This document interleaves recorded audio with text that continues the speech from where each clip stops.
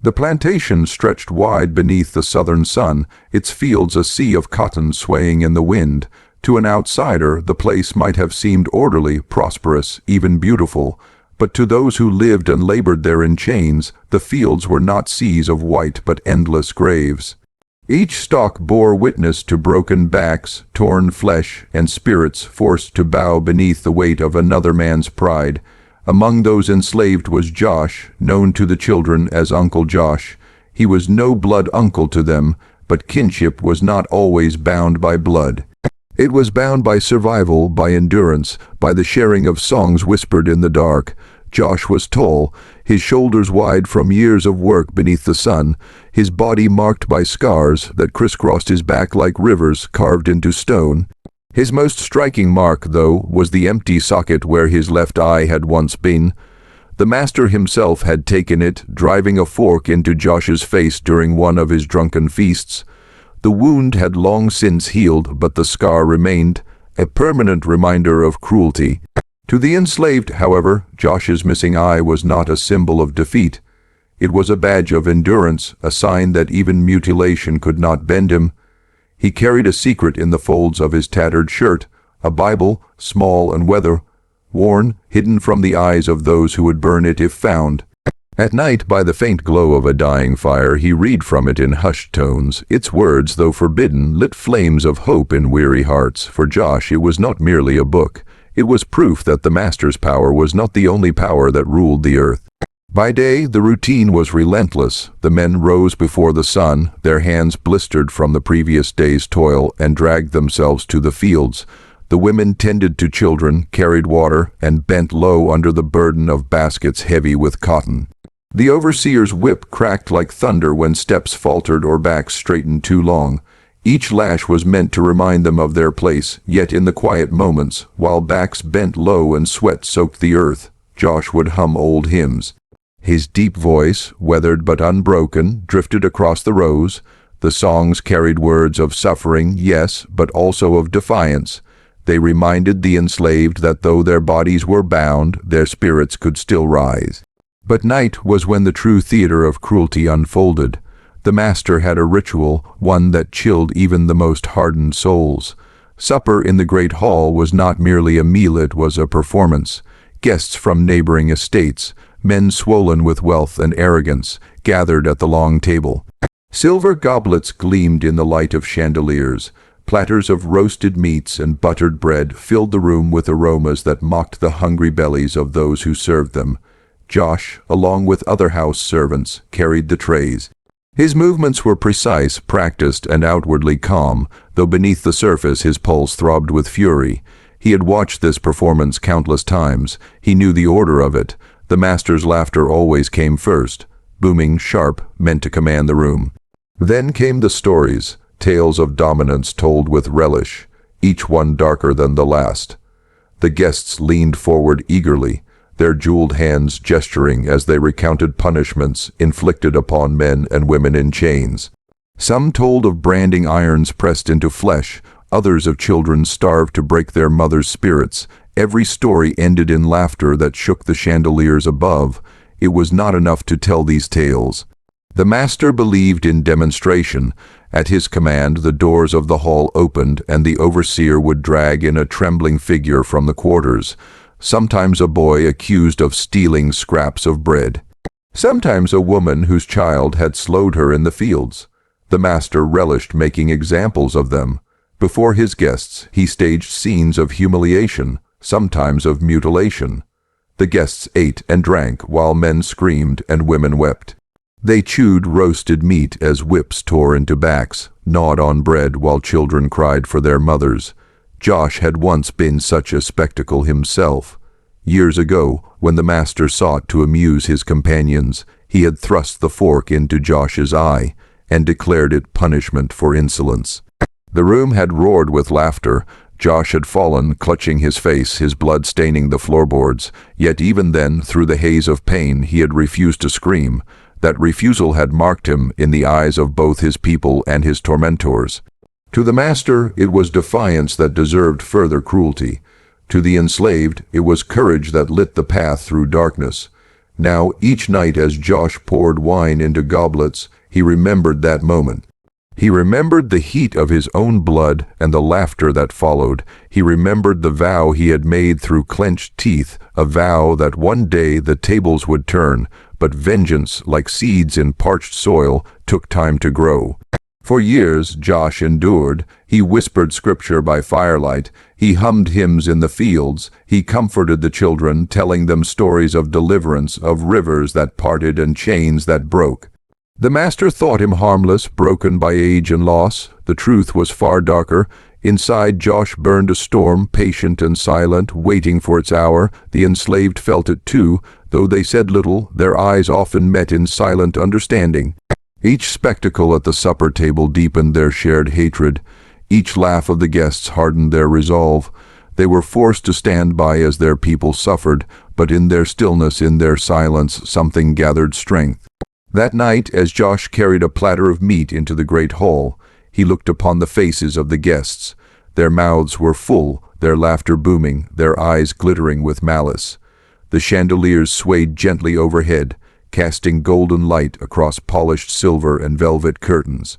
To the guests, it was another evening of indulgence, another chance to boast of power. To Josh, it was another log thrown upon the fire within him. He felt it rising now, that storm inside, pressing against the walls of his chest.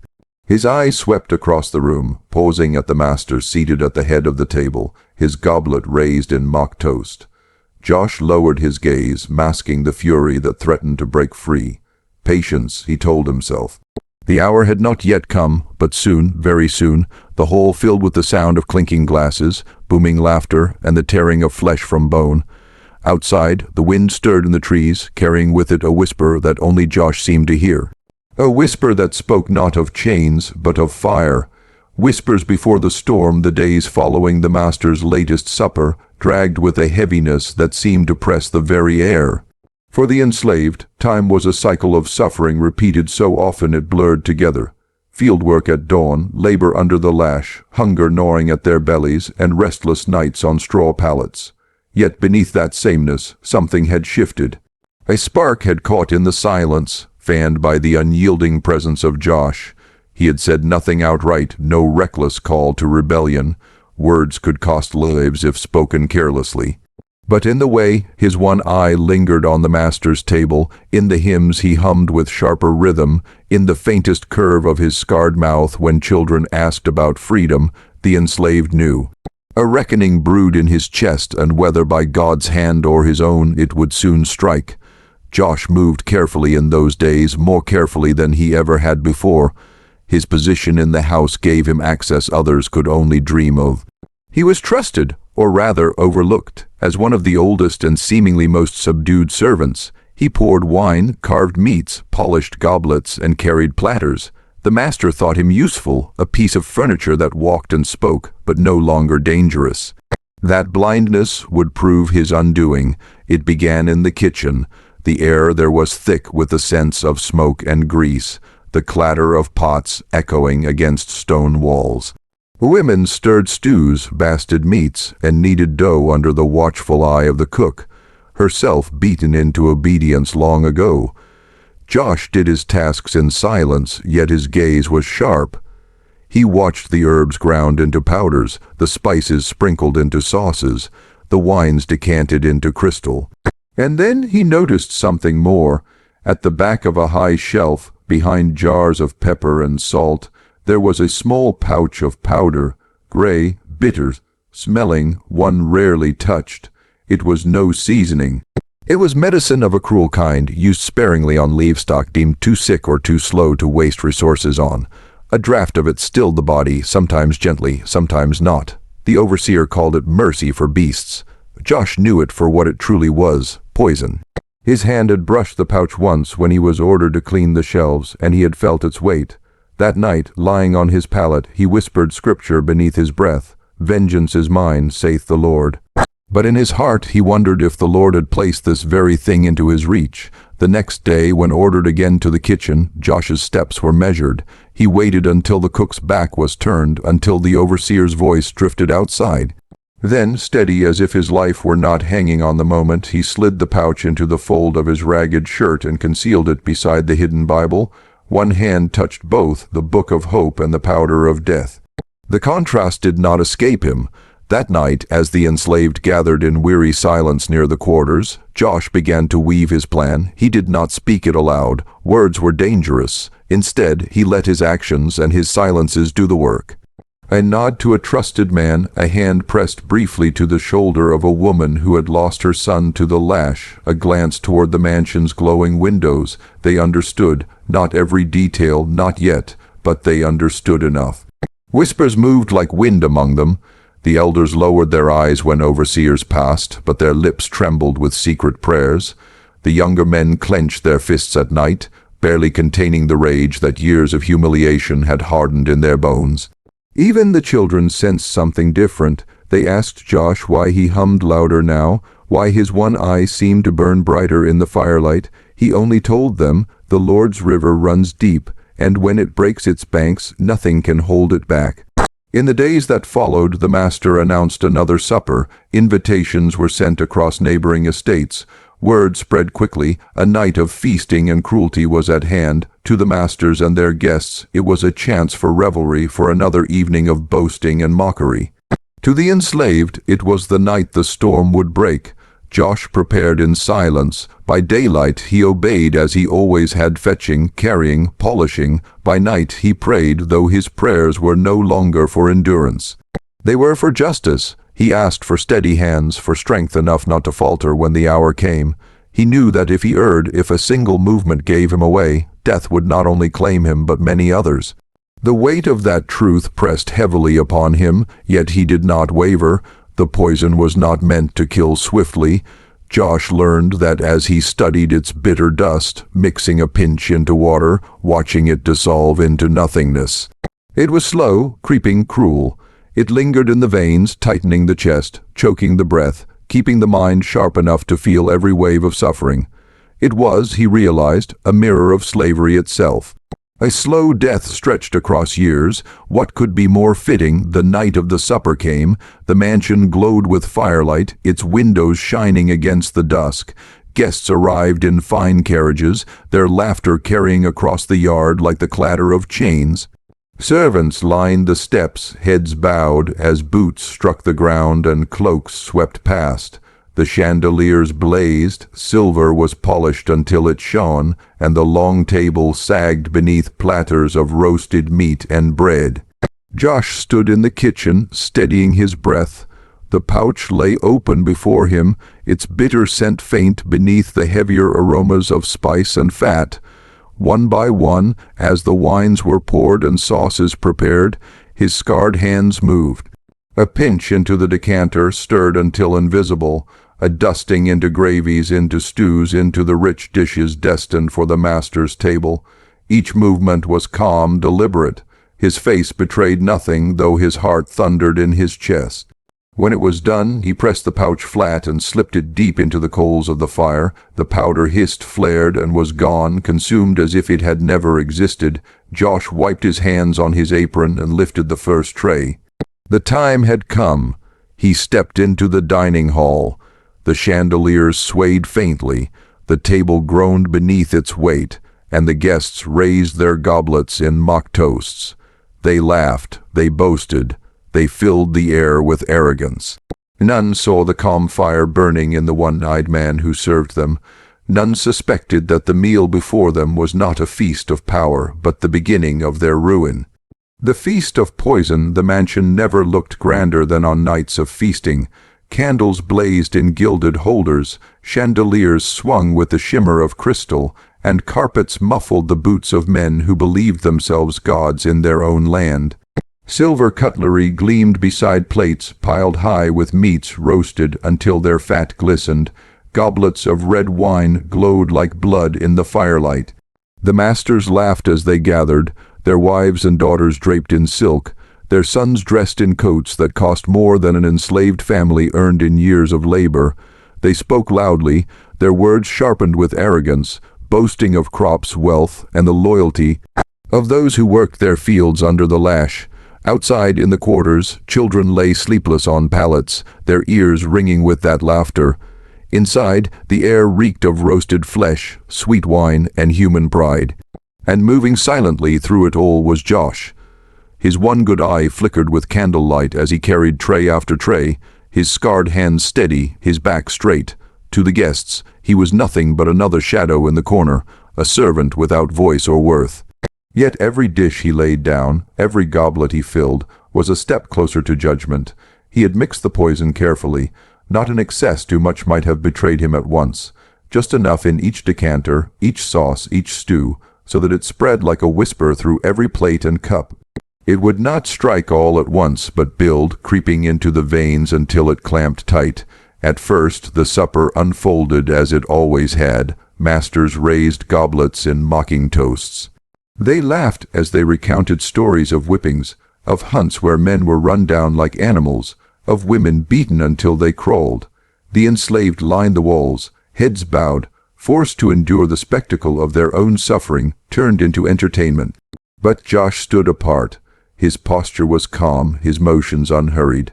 When a guest called for more wine, Josh poured with a hand so steady it might have belonged to a man with no fear. When another mocked his missing eye, Josh bowed his head and stepped back as if shame had silenced him. Only those who knew him well, the men and women hidden in the shadows watching, saw the truth, the faint lift at the corner of his mouth, the fire burning quiet and steady beneath his stillness. The poison worked slowly. First a cough here, a clearing of the throat there. One man dabbed at his lips with a napkin, muttering about a strange bitterness in the stew. A woman shifted in her chair, pressing a hand to her stomach. Another guest laughed too hard, then stopped, choking on the laughter as his breath caught in his throat. The master himself, broad red, faced, his ringed hands heavy on the goblet, drank deep of the wine. He smacked his lips and bellowed for more, never noticing the shadow of Josh's gaze upon him. Minutes stretched into hours, and the air in the dining hall grew uneasy. The laughter faltered. Goblets trembled in hands that suddenly shook. Sweat gathered on brows beneath powdered wigs. The coughs grew louder, harsher, turning into reches that echoed against the high walls. Plates clattered as forks slipped from fingers gone numb. Wine. One man gasped, clutching at his chest.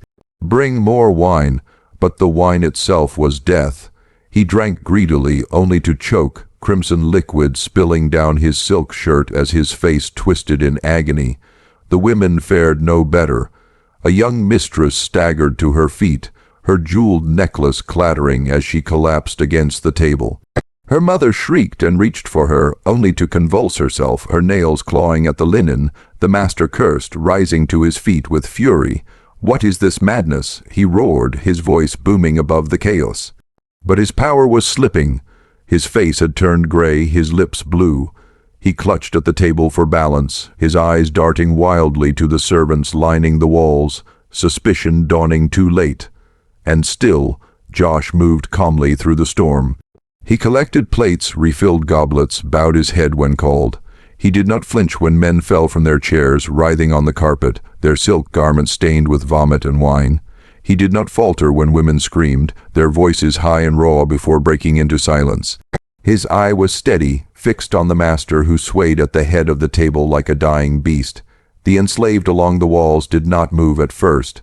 Fear rooted them in place, fear that discovery would turn the master's wrath upon them. But as the poison spread, as the laughter of the oppressors turned to gurgles and cries, a new sound rose among the servants, low at first, barely audible, then stronger, humming, a hymn old and deep, one of sorrow and endurance. It was the same hymn Josh had hummed at night, its notes carrying like a river's current. One by one, voices joined, the hall that had once rung with cruelty now filled with the sound of enslaved men and women singing for deliverance. Their chains rattled softly as they swayed, their faces lifted toward the ceiling as though to heaven itself. The masters clawed at their throats, their eyes bulging, their bodies twitching on the carpet. Their laughter was gone, their pride was gone, their power dissolved into sweat and vomit and silence. The master collapsed at last, his goblet rolling from his hand, red wine spilling like blood across the white linen. He fell face first into the feast he had demanded, choking on the very abundance he had stolen from others. Josh watched, his expression unreadable, until the man gave one final shudder and lay still. Silence followed, broken only by the last echoes of the hymn. The chandeliers flickered as if shaken by unseen winds. The long table was a battlefield now, strewn with the fallen, their fine clothes soiled, their jewels tangled in sweat-soaked hair. Josh set down the tray he had been carrying. He stepped back, folding his scarred hands before him. His voice, when it came, was low but steady, carrying to every corner of the hall. Thus the Lord breaks the staff of the wicked, and the scepter of the rulers. Not a man or woman among the enslaved looked away. They knew what had happened, though none had seen it done. They knew it had been born of suffering, of faith, of the one-eyed man who had waited his whole life for this moment. Outside, the night lay silent, heavy with the weight of what had transpired. The stars burned cold above the mansion. Inside, the feast of poison had ended, but the reckoning had only just begun. Chains become blades. The great dining hall, once a theater of vanity and cruelty, had fallen into ruin within a single night. Where laughter and boasting had filled the air, there now lingered only the stench of bile, sweat, and spilled wine. The masters lay sprawled upon the floorboards, their limbs twitching with the last throes of the poison. Candles guttered in their holders, wax dripping like tears, as though the house itself mourned or bore witness. The enslaved stood in silence along the walls. Their chains clinked softly when they shifted, but no one moved forward. Centuries of fear pressed down on them like an iron weight. For a moment it seemed they might turn and retreat, shuffle back to the quarters and pretend none of it had happened. The lash, after all, was not easily forgotten. Even in victory, memory of pain could paralyze. Then Josh stepped forward. He set aside the empty tray he had carried, and the sound of it striking the floor echoed like a gavel. He looked upon the bodies writhing on the ground, not with pity, not even with triumph, but with a grave stillness. His one good eye gleamed in the candlelight. "You feasted on our pain," he said, his voice carrying with quiet authority. "Tonight you taste your own." The words struck the silence like thunder. Men and women who had bowed their heads for decades now lifted them. Children pressed close to their mothers, sensing something greater than fear moving among their people. The air itself seemed to shift, thickening with a presence that was both human and divine. The master, half conscious, clawed at the table to drag himself upright. His lips trembled, and he tried to speak, but no sound came. His power had withered with his strength. The booming voice that once commanded life and death was reduced to a rasp. Josh regarded him only briefly before turning his gaze to the others. He nodded once. That single gesture was enough. The enslaved moved as one, stepping away from the walls. They went not to the fallen guests for mercy, but to the kitchens, the sculleries, the sheds where their labor's tools were kept. Cleavers meant for chopping meat, knives worn down from years of cutting roots, axes dulled from splitting wood, all came into their hands. Instruments of survival now became instruments of judgment. When they returned, the hall was no longer a place of feasting. It was a tribunal. A guest, a plump merchant with wine staining his collar, reached out a trembling hand. "Please," he gasped, "I had no part in it. I never laid a lash." His words dissolved into coughing. One of the enslaved women, a cook who had endured years of blows and insults from that very man, raised her cleaver. Her face did not twist with rage. Instead, it was calm, her expression eerily similar to Josh's own. The blade fell, and his hand, once lifted to command, was severed in an instant. His scream rose, shrill and desperate, then was swallowed by the hymn that began to rise once more from the throats of the enslaved. The hymn was different now.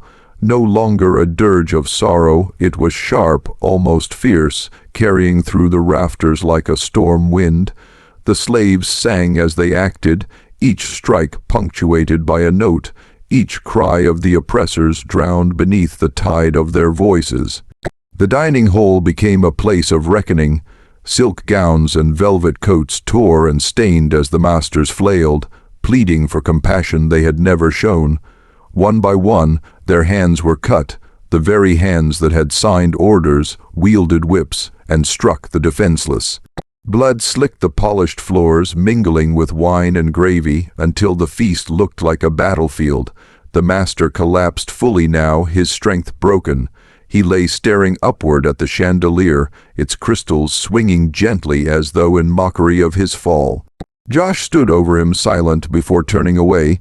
His concern was not for the man gasping at his feet, but for what must come next. "We are not done," Josh said.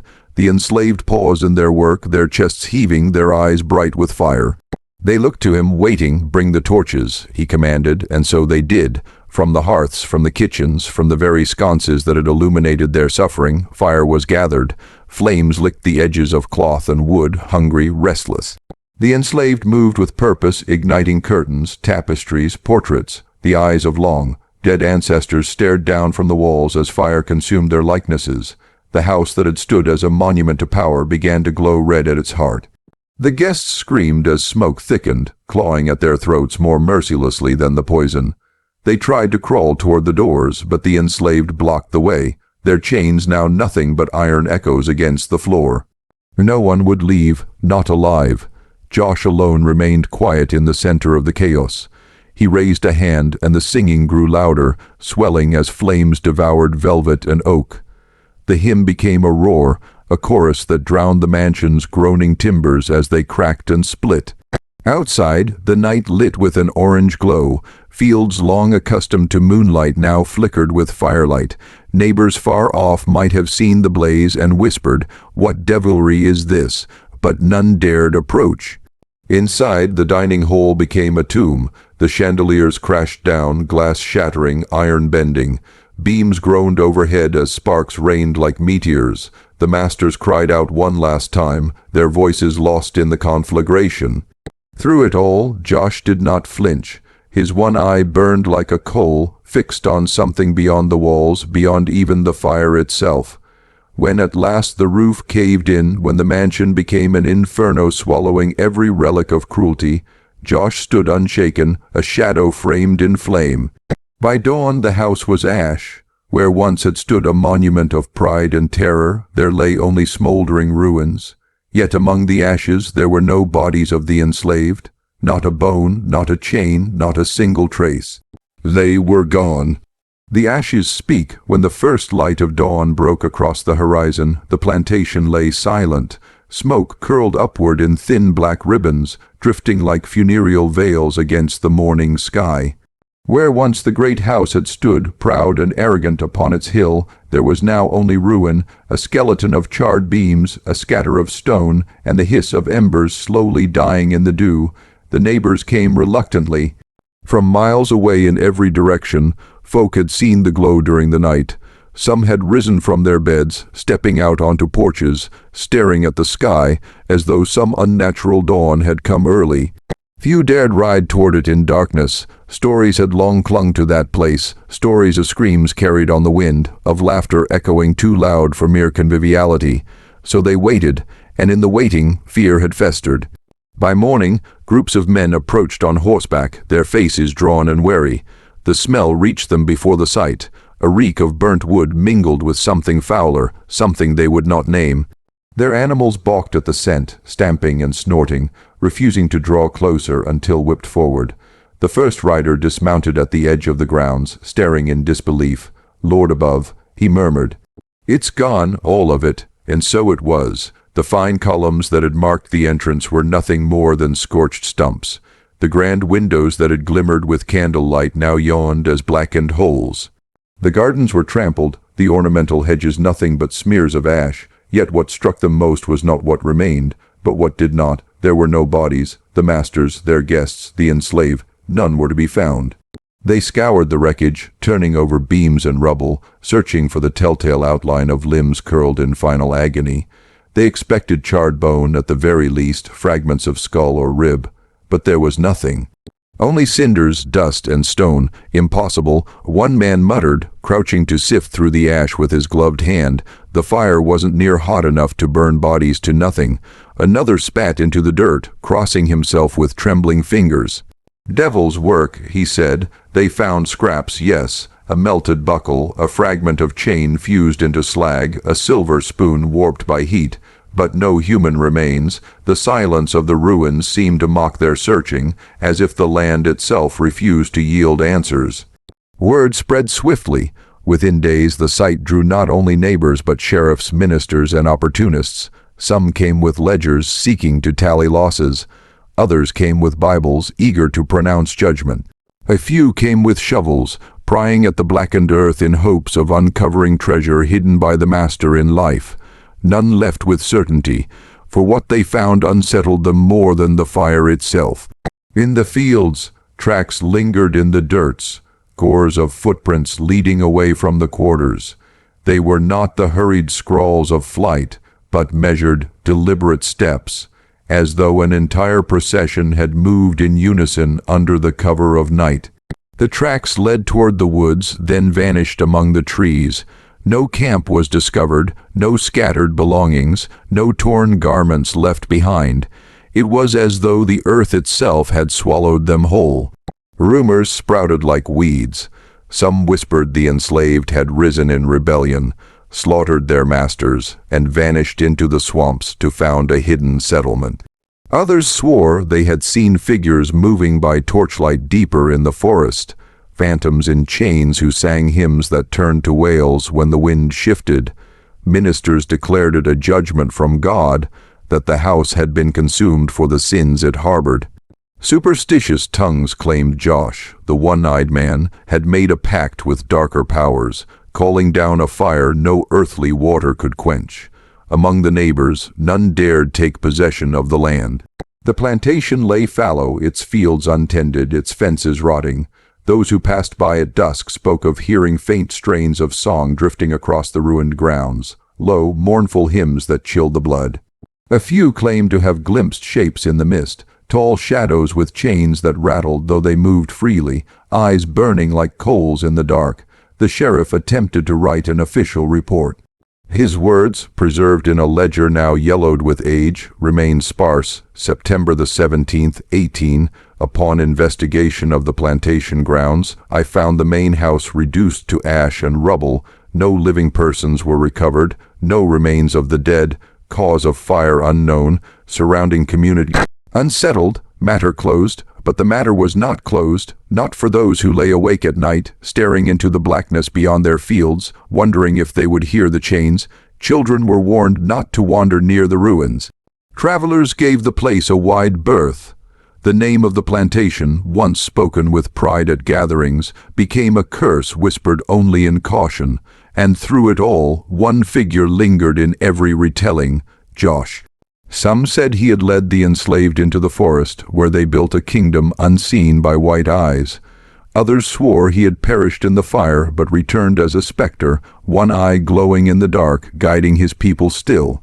A few, usually the boldest of young men after drink, dared each other to spend a night in the ruins, listening for his step among the ashes. None lasted until dawn. Years passed, the land changed hands on parchment, but not in truth. No new house rose upon the hill. No crop thrived in the soil, though men tried more than once. The ground remained barren, as if scorched not by fire alone, but by memory. By the century's end, the story of the fire had grown into legend.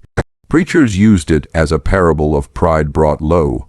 Storytellers wove it into tales of curses and reckonings. Among the descendants of the enslaved in neighboring communities, Josh's name was spoken with reverence, a symbol of resistance. His fork, pierced eye, became an emblem, etched into wood and whispered into song, a reminder that no cruelty endures forever. Yet for those who dared walk the grounds, the legend was no mere story. Many swore that at twilight, when the smoke of evening fires drifted low, the plantation returned for an instant. They saw the dining hall restored, filled with laughter and golden light. They smelled roasted meat, sweet wine. And then, just as swiftly, they saw the walls collapse again, flames rising high, screams echoing in the night air. The ruins endured, the questions endured, and always the absence endured, the great unanswered mystery of where they had gone, and what power had carried them from chains into shadows. Physicians of ash, the ruins did not rest. In the weeks that followed the fire, the site became a place of pilgrimage, not of devotion, but of inquiry.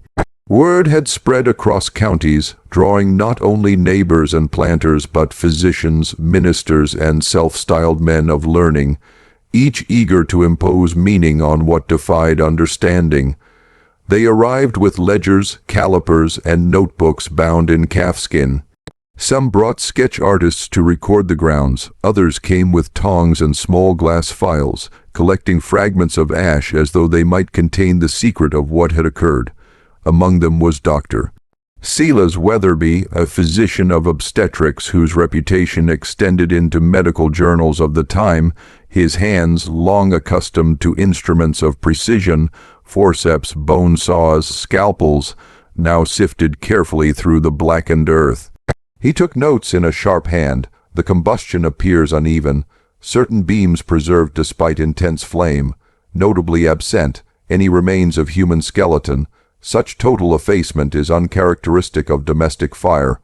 Others agreed. Physicians knew well that fire, no matter how fierce, left bones behind. Yet here the earth yielded only cinders, fused metal, and glass warped as though by heat greater than any hearth could produce. A minister, Reverend Caro, proclaimed before the gathered men, "This is judgment. The Lord himself smote this place, as once he smote Sodom." His voice rang across the fields, trembling the air. Some nodded, clutching their Bibles tighter. Others whispered that if it were judgment, it had been delivered by human hand, by Josh and those he led. Yet the strangest testimony came not from preacher or doctor, but from the enslaved of neighboring plantations. They spoke, cautiously, of what they had seen in the weeks before the fire. Shadows gathering after dusk, hymns carried on the wind, figures moving in the quarters long after curfew bells had tolled. They were preparing, one woman said, her voice low, her eyes darting toward the minister as though afraid of reprisal. They had things none of us had, vials, knives sharper than kitchen blades. They knew something, they knew it was coming. Dr. Weatherby recorded her words with interest. He had found, among the ruins, a warped metal case containing slender instruments. They were unmistakable to his trained eye, obstetric tools, some of French design, rare in the colonies.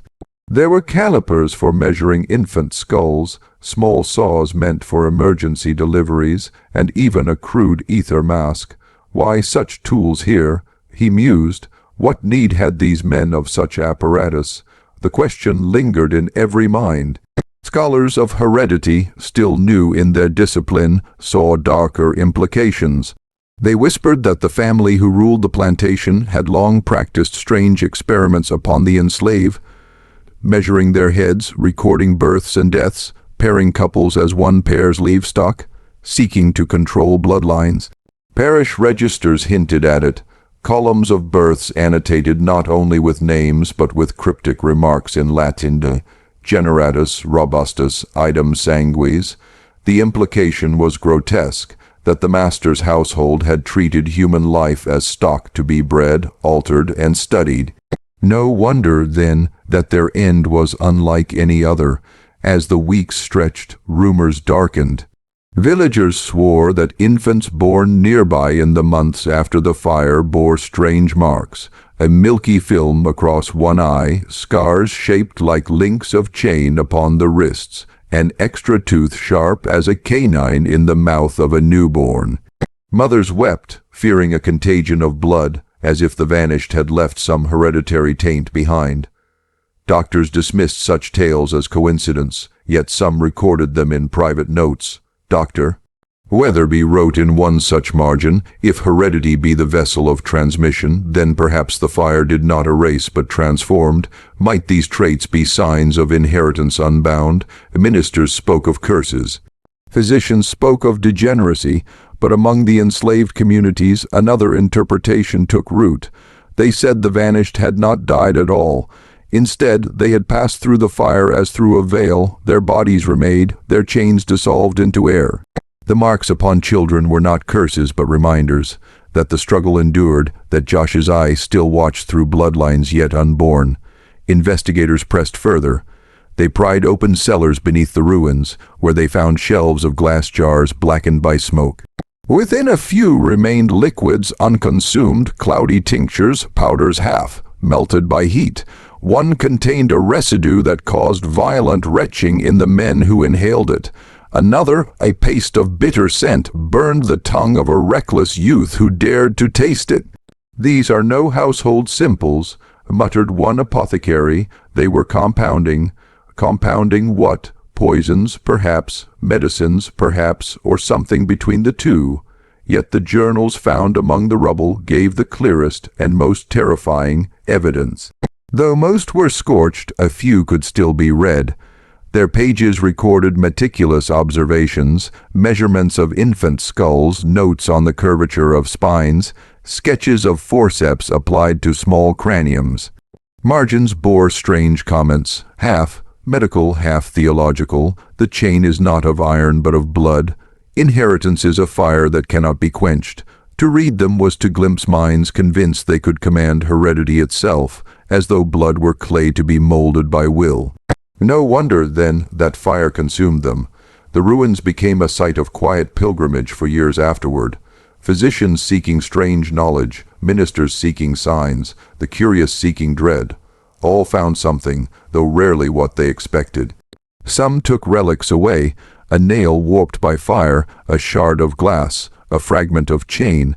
Many returned them later, terrified, after nights of dreams filled with hymns sung in voices not their own. By the close of the year, the story had shifted again. What had once been a clear memory of rebellion and flame became something murkier, harder to hold. The official record was thin, a burned house, vanished laborers, no remains. Yet in the margins of journals, in parish registers, in whispered tales passed across hearths, another record endured, of instruments, of poisons, of bloodlines altered, and of a reckoning wrought by fire. The land stood barren still, grass sprouted but crops withered, trees took root but their branches twisted unnaturally as though bent under invisible chains. Hunters swore deer avoided the place entirely. Children dared one another to run through at dusk, but none lingered past sunset. The ruins held their silence, but for those who listened carefully, the silence spoke. The children of ash, the fire had faded into history, yet its echoes did not quiet. Years after the ruin, the county bore marks not found in any ledger but carried in flesh.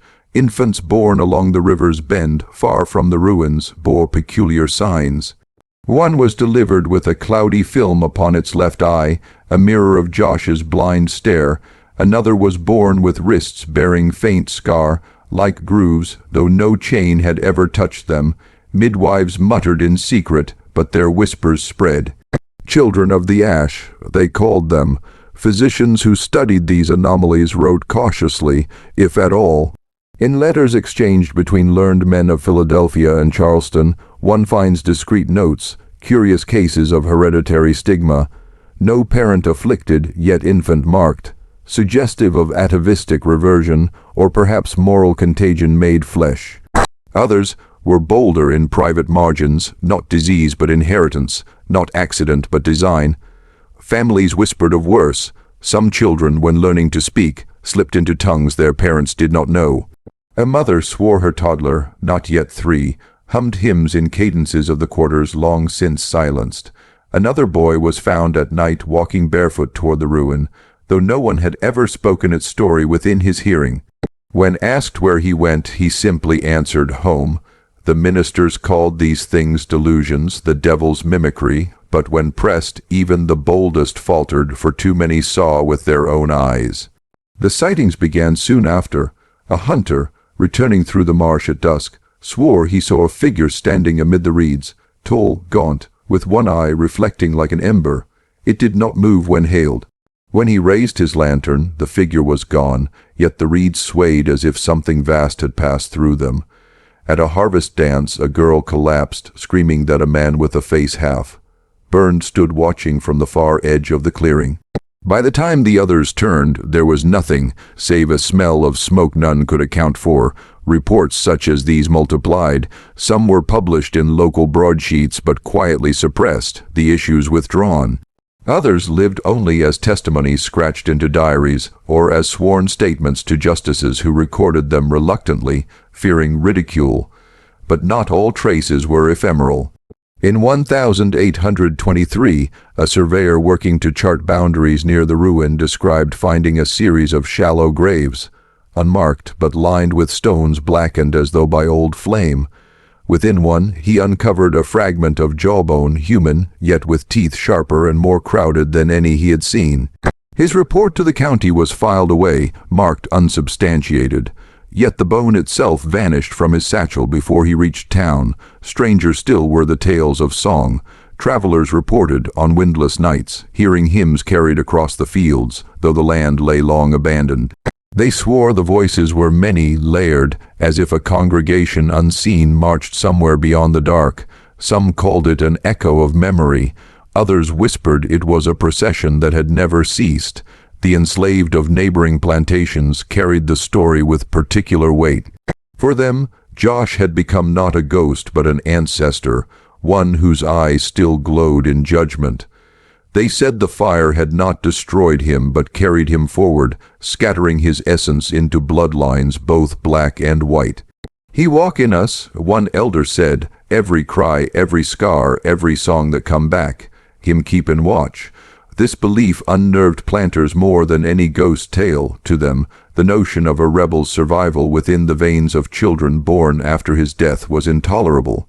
Some forbade such talk on pain of flogging. Yet whispers are harder to silence than shouts, and the story spread along trade routes, carried by those sold far from the county, until the name Josh was spoken in cabins hundreds of miles away. It was not just rumor that carried dread, it was resemblance. One overseer, newly hired, quit his post after claiming that a young boy in the quarters turned his head in such a way that it was like staring into the scarred eye of the rebel himself. "I swear," the man wrote in his resignation, "that the boy knew me before I knew him, and when he looked, it was not a child's gaze but judgment itself." The overseer fled the county by night, leaving wages unpaid. In time, local authorities attempted to erase the story. Parish records noting peculiar births were amended, entire columns struck out with ink, the surveyor's notes vanished, diaries of physicians who had spoken of hereditary stigmata were burned by heirs ashamed of their contents. Yet suppression only deepened suspicion. By the mid-19th century, the tale of the fire had grown into folklore, its edges frayed and embellished. Some told it as a simple slave revolt, others as divine punishment upon a cruel house. But among the people, especially those bound in chains, the story retained its sharper truth, that blood carries memory and that some flames do not die when the embers cool. Travelers still avoided the ruin. Cattle would not graze near it.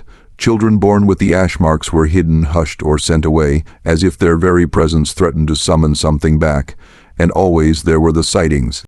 A schoolmistress, walking home under lantern light, swore she saw a figure at the tree line, tall, with one side of the face molten and scarred, the other watchful, steady.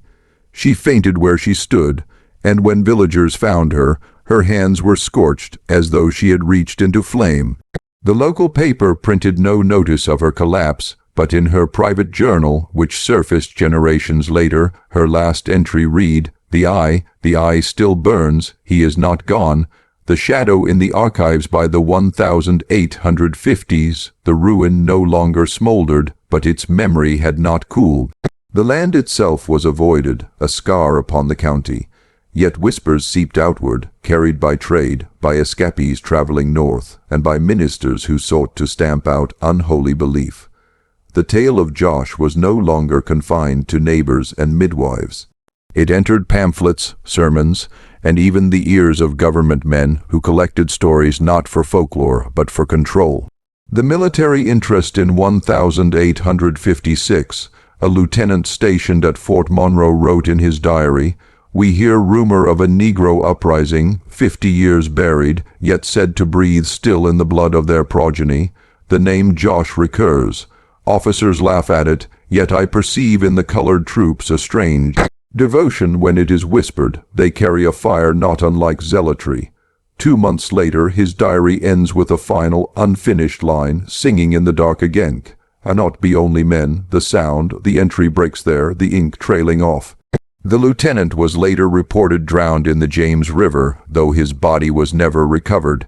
His papers, however, found their way into the quartermaster's intelligence ledger, property of the War Department, redacted but still legible in places.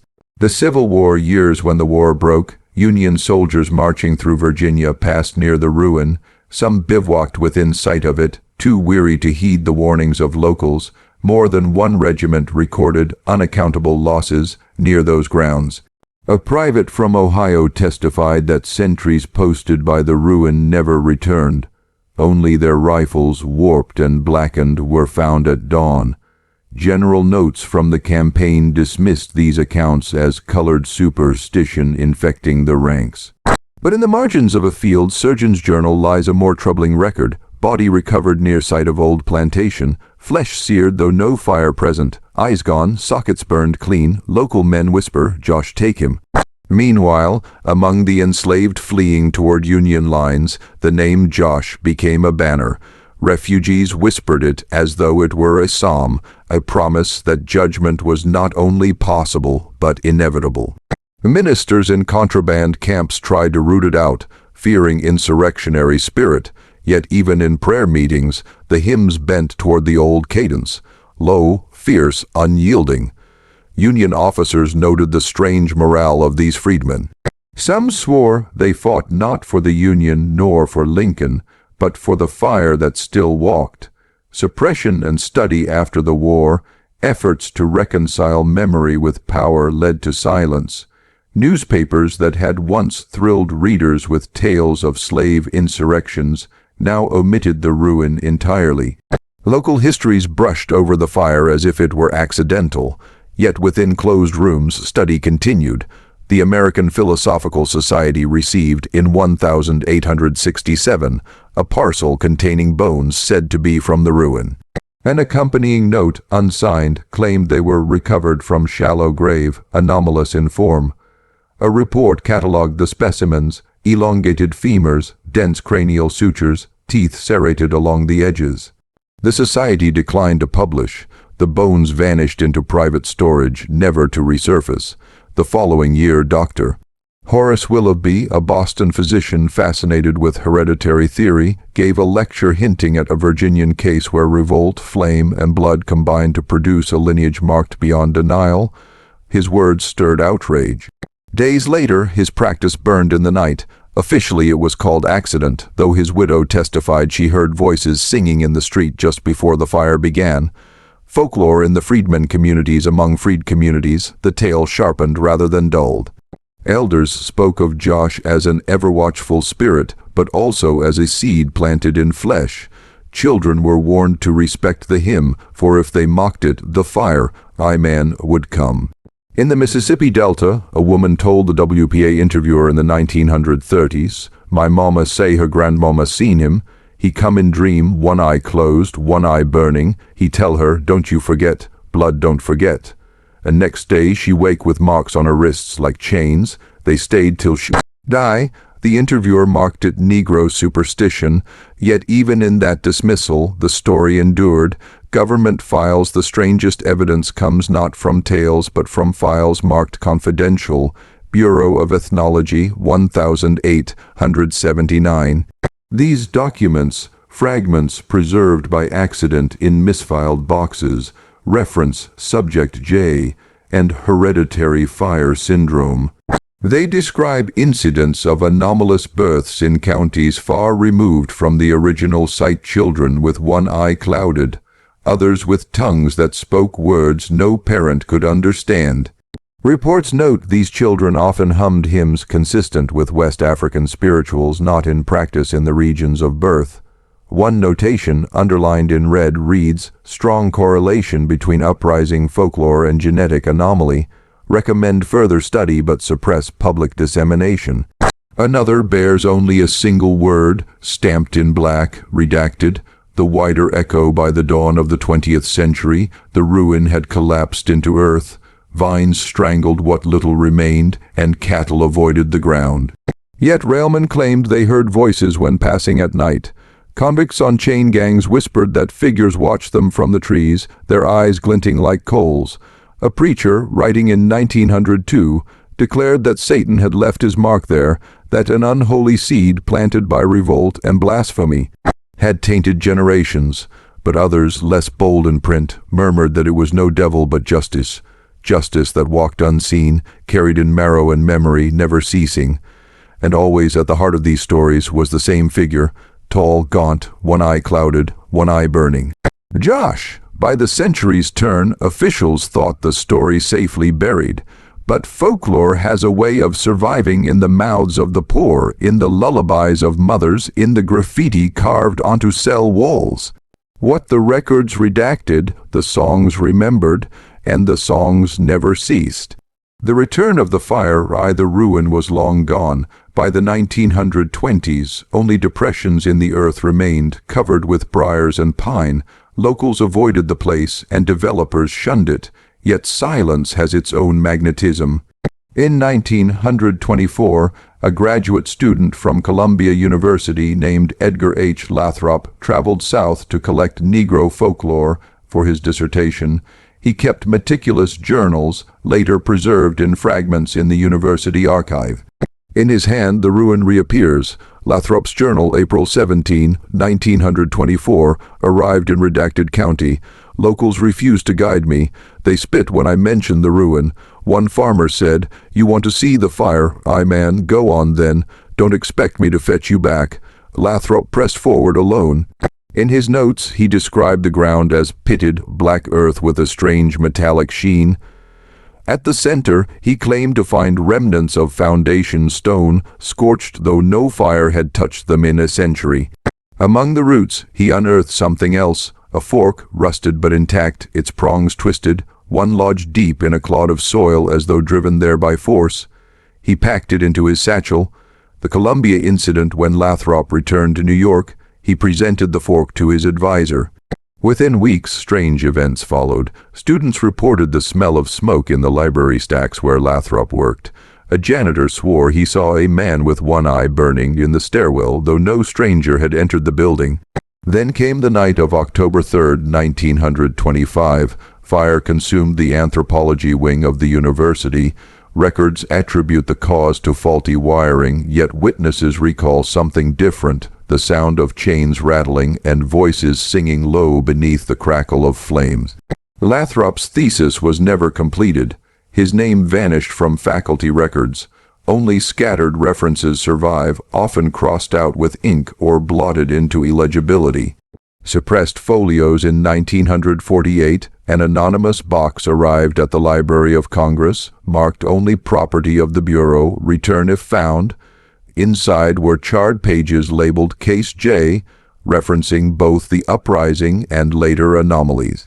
The archivist who catalogued it noted in pencil, much of this was never meant for public sight. Strong emphasis on hereditary transmission, refers to vectors of revolt. Unsettling phrase, includes diagrams of crania, surgical calipers, and mention of forceps.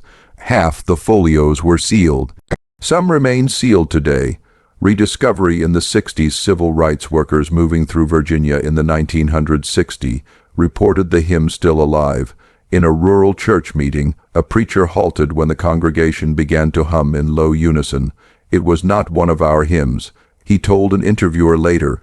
It was older, heavy, and I swear for a moment the air smelled like smoke, not wood smoke, flesh. At the same time, medical journals quietly recorded anomalies. Children born with one eye clouded white, some with uncanny resistance to anesthesia. In one case, a boy woke during eye surgery and sang in a language no doctor could place. The article was withdrawn within weeks. The fork surfaces again in 1972. During renovations at Columbia, workers found a small lockbox hidden in the foundations of the old anthropology wing. Inside, Lathrop's rusted fork, wrapped in scorched paper. No one claimed it. When displayed briefly in the campus museum, alarms malfunctioned nightly. Guards reported hearing rattling metal when no one was present. Within a month, the exhibit was closed for conservation reasons. The fork has since disappeared from the catalog. Contemporary accounts by the 1990s, folklorists revisiting plantation histories stumbled again on Josh. Some dismissed it as syncretic myth, a blend of African trickster tales and slave insurrection. Yet their tapes, housed in regional archives, carry something more troubling: low voices singing in the background of interviews, though the speakers swore no one else was present. One tape from 1997 records an elderly woman recalling her grandmother's words: "When the I-Man come, you don't run, you don't speak, you listen. He come with fire, but it ain't to burn us, it's to remind." Seconds later, the tape distorts. A rhythm of chains clinks faintly, followed by static. The modern climax in 2003, graduate researchers digging through restricted files at the Library of Congress stumbled upon the sealed folios of Case J. They were escorted out within hours, their access revoked, but not before one copied a fragment. Fire not external but internal, carried in marrow, transmissible beyond ordinary inheritance. Recommend suppression lest contagion become belief. Belief itself propagates anomaly. That line has since circulated quietly on the internet, shorn of citation, appearing in message boards devoted to creepypasta, conspiracy, and dark history. The story of Josh is alive again, not only in oral tradition, but in the digital margins where history and horror blur. The final testimony comes not from paper but from a photograph. In 2015, urban explorers entered the site of the ruin, now overgrown, barely distinguishable from the surrounding woods. Among their photos is one frame blurred beyond explanation. At the edge of a crumbling stone, a figure appears, tall, gaunt, one eye clouded, the other a white flare that overwhelms the camera's sensor. Chains hang from his hand. The explorers never returned to the site. One of them, interviewed later, said only this: "We thought it was a trick of light, but when he raised his hand we heard it, chains, hundreds of them, and singing so low it rattled our teeth." The myth had become history, the history myth again. From uprising to archive, from suppressed folios to digital rumor, the fire, I never extinguished, it smoldered in song, in bone, in silence, waiting, and now, with every retelling, it burns hotter. Ashes that still burn the ruin has long since returned to forest, yet the story refuses burial. Each generation rediscovers it, not as a complete chronicle, but in fragments, whispers, smudged ink, blurred photographs, trembling voices captured on tape. What the fire consumed, the memory preserved, and memory, once set alight, does not extinguish. The collapsing archive by the early 21st century, scholars attempting to reconstruct the events at the plantation faced a peculiar difficulty. Documents vanished. Microfilm reels cracked, catalogued boxes went missing. In one case, a doctoral candidate at Chilean claimed his computer drive corrupted overnight. Only the folder labeled Case J was destroyed.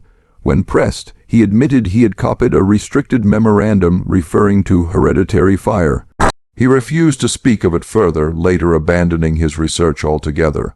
The Descendants in 2018, a genealogical survey in Virginia uncovered a series of families with missing branches in their parish registers.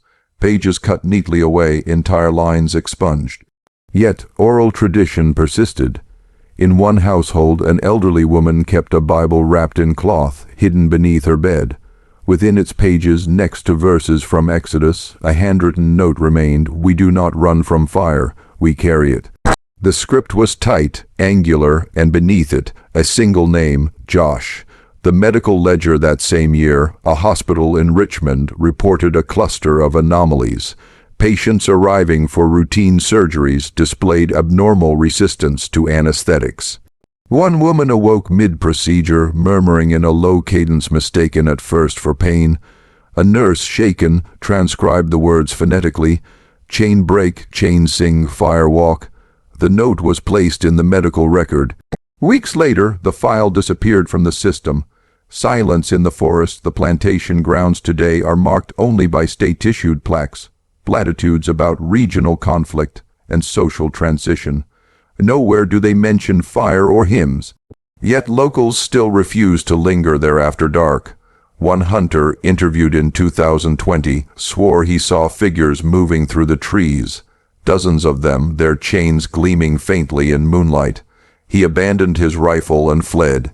His final words to the interviewer were, "They weren't running, they were marching."